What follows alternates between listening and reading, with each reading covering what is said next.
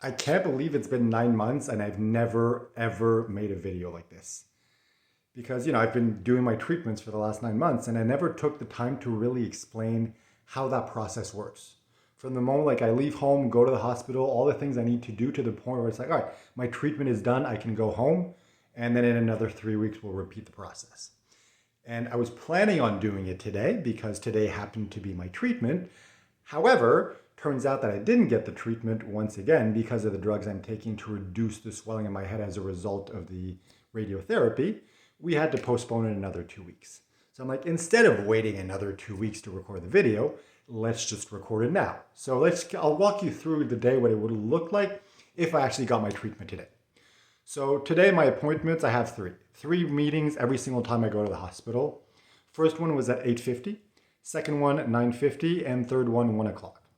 So let's say I woke up this morning, everything went as planned. I would have waken up, well, I mean, I did wake up, but wake up at 7. That gives me an hour to get ready, take a shower, brush my teeth, eat breakfast, all those things. Then I leave at 8.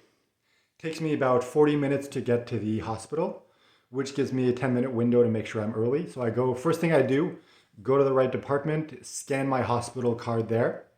That inputs me in the system. Then I go to the blood test area, sit down, usually a couple minutes after, like 2, 3, they call me to the desk where I bring my hospital card, as well as the sheet of paper they gave me, so whoever's taking the blood and doing the test know exactly what tests to run. After that, I go sit down once again. Maybe 5 minutes later, someone comes out, calls my name, leads me into the room, wait a couple more minutes, then sit down with the nurse. She, confirms all the information. So they always confirm the information every single step of the way. So your name and your date of birth. Once that's confirmed, she goes ahead, well, she or he goes ahead and takes the blood. And that takes like 1-2 minutes, super quick. Once that's done, I go back out and go back out to a slightly different section though, sit down and wait. And usually a couple minutes later, they call me into a room where they go ahead and weigh me. And the reason why they do that is because they want to track everything. So they track the blood. They gave me a little notebook like this where they track everything. So in this, there's the records of they weigh me every single week. So there's a record of all the weight loss and gain throughout the last 9 months, as well as the results of all the blood tests, as well as all the treatments. So every single treatment for immunotherapy that I gets marked in this. And in case you were wondering, the name of the medication that they use is called atezolizumab. No idea what's in it, but basically it boosts my immune system, and the principle is that it's going to help fight the cancer and I'm going to live longer. So I'm assuming that it's working. But, at this point with the new transition in belief and perspective and everything, like, it's not that important. But anyway, so this is the process. So they mark everything in this book.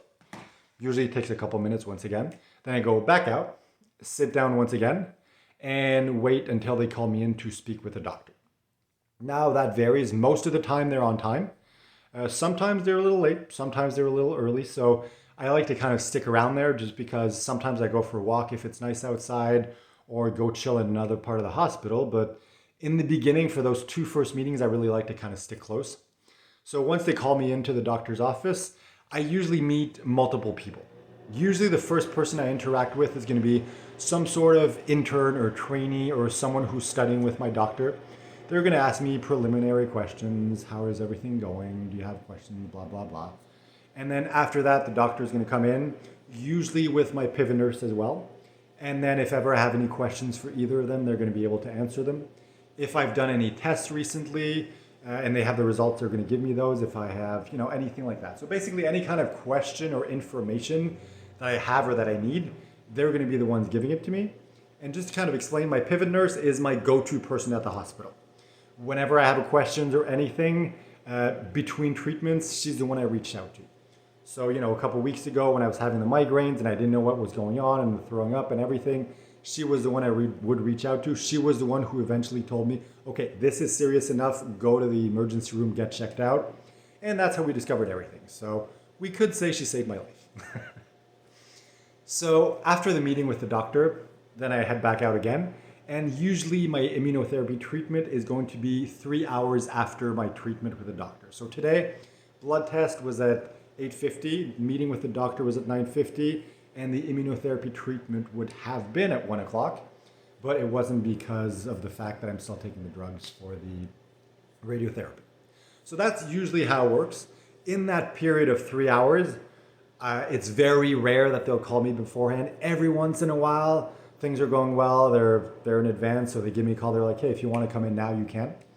But usually in that period well, it really depends of the situation. If I'm there alone, I'm usually going to go for a walk outside if it's nice, if it's not too cold, depending on the time of the year, of course.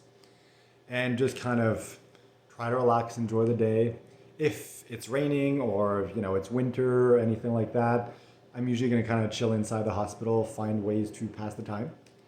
And if my friend is there, then we'll perhaps do something together if you have something to do, or if we want to go for a walk, whatever. And in that period, because my two first meetings are in the morning and the treatment is in the afternoon, I usually go ahead at some point around 11:30, noon, something like that. I go around the cafeteria, and surprisingly, the food there isn't as bad. Like the typical hospital food that's horrible. It's not that bad. And there's actually a few vegetarian options, as well as a bunch of other restaurants in the hospital. So like Subway, another place where there's like pizza and stuff. So it's relatively decent. I wouldn't say it's the best food in the world, but could definitely be worse. So yeah, I mean, that's pretty much it for the first two. Once finally the immunotherapy treatment rolls around, maybe 15 minutes before, I head back and wait in the area. And a lot of the times also they text me. They send me a text like, oh, please go to this area, like we're ready for you. So once that happens, I go back, sit down, wait. Usually not very long, maybe 5-10 minutes. Someone comes out, calls me in. They lead me into the treatment area. And just to kind of explain how that works, it's both immunotherapy and radiotherapy, all in the same places. It's just a bunch of hospital chairs, the one that like recline back and the legs go up and everything. And, they lead me there. I sit down. Then, there's a whole process once again for that. So they ask me my name, date of birth. They sometimes, not always, sometimes they warm a wet towel, and wrap it around my arms to kind of like expose the veins and make it easier to put the IV in. But I have really exposed veins, so that's not usually an issue. Every once in a while they mess up and have to do it twice because I apparently have thick skin, but it's okay. I don't take it personally. Get it? Thick skin? Sorry, couldn't resist. So yeah, and then they ask me a bunch of questions like, have you had any side effects from last time? Do you have any symptoms? Blah, blah, blah, blah, blah, blah. And then once it's ready, they bring the treatment and they double check it. So they have two nurses that checks it. Both of them look at all the information. Both of them confirm my age and my date of birth. They show me the bag to make sure that my name is on it, that there's no mix-up. And then they hook it up, plug it into the IV. A few minutes before, they're going to start injecting saline solution into my arm just to make sure that everything's working well.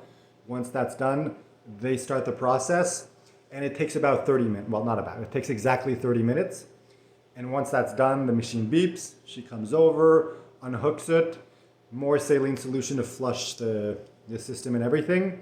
Once that's done, they give me my 3 next appointments for the next time, as well as the piece of paper for the blood test, and then I head home. So the entire process from start to finish today would have lasted 7 hours. So from 8 a.m. when I get there to about 3 p.m. by the time I get home.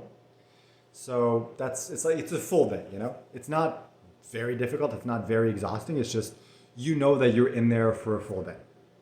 So that's pretty much how it works from A to Z. Just wanted to kind of take the time to do it because I never actually did it. And the whole point of this is to share the experience, share how it works, share what's going on. So it only seemed right. So that's how it works. Hopefully this was entertaining.